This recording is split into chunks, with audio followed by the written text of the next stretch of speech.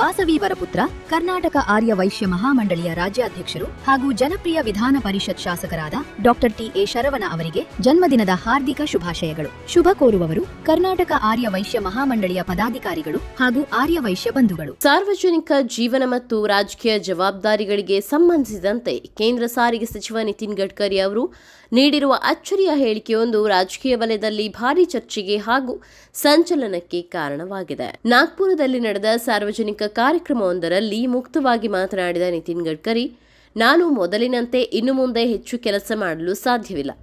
ಈಗ ಜವಾಬ್ದಾರಿಗಳನ್ನು ಹೊಸ ಪೀಳಿಗೆಗೆ ವಹಿಸಿಕೊಡುವ ಸಮಯ ಬಂದಿದೆ ಎಂದು ಸ್ಪಷ್ಟಪಡಿಸಿದ್ದಾರೆ.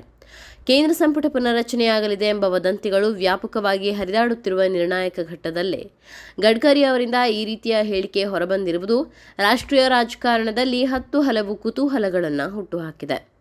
ಕಳೆದ 3 ದಶಕಗಳಿಂದ ಸಾರ್ವಜನಿಕ ಜೀವನದಲ್ಲಿ ನಿರಂತರವಾಗಿ ತೊಡಗಿಸಿಕೊಂಡು ಅನೇಕ ಏಳುಬೀಳುಗಳನ್ನು ಹಾಗೂ ಪ್ರಶಸ್ತಿ ಪುರಸ್ಕಾರಗಳನ್ನು ಕಂಡಿರುವುದಾಗಿ ಅವರು ತಮ್ಮ ಹಳೆಯ ದಿನಗಳನ್ನು ಮೆಲುಕು ಹಾಕಿದ್ದಾರೆ. ಇತ್ತೀಚಿನ ದಿನಗಳಲ್ಲಿ ಸಾರ್ವಜನಿಕ ಕೆಲಸಗಳಲ್ಲಿ ತಮ್ಮ ಪಾಲ್ಗೊಳ್ಳುವಿಕೆ ತುಸು ಕಡಿಮೆಯಾಗಿದೆ ಎಂಬುದನ್ನು ಮುಕ್ತವಾಗಿ ಒಪ್ಪಿಕೊಂಡಿರುವ ಗಡ್ಕರಿ, ಹೊಸ ತಲೆಮಾರು ಮುಂದೆ ಬಂದಿದ್ದು ಹಳೆಯ ತಲೆಮಾರಿನ ಹಿರಿಯರು ಅವರಿಗೆ ಕೇವಲ ಮಾರ್ಗದರ್ಶನ ನೀಡಬೇಕು ವಿನಃ ಎಲ್ಲವನ್ನೂ ತಾವೇ ಹಿಡಿದು ಕೂರಬಾರದು ಎಂದು ಪ್ರತಿಪಾದಿಸಿದ್ದಾರೆ.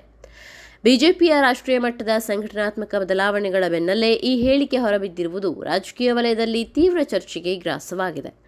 ಮುಂಬರುವ ದಿನಗಳಲ್ಲಿ ಮಹಾರಾಷ್ಟ್ರ ಬುಡಕಟ್ಟು ಹಳ್ಳಿಗಳ ಅಭಿವೃದ್ಧಿ ಹಾಗೂ ವಿದ್ಯುದ್ದೀಕರಣದ ಗುರಿಯನ್ನು ಹೊಸ ಪೀಳಿಗೆಯ ನಾಯಕರು ಯಶಸ್ವಿಯಾಗಿ ಮುನ್ನಡೆಸಿಕೊಂಡು ಹೋಗಲಿದ್ದಾರೆ ಎಂಬ ವಿಶ್ವಾಸವನ್ನು ಗಡ್ಕರಿ ವ್ಯಕ್ತಪಡಿಸಿದ್ದಾರೆ.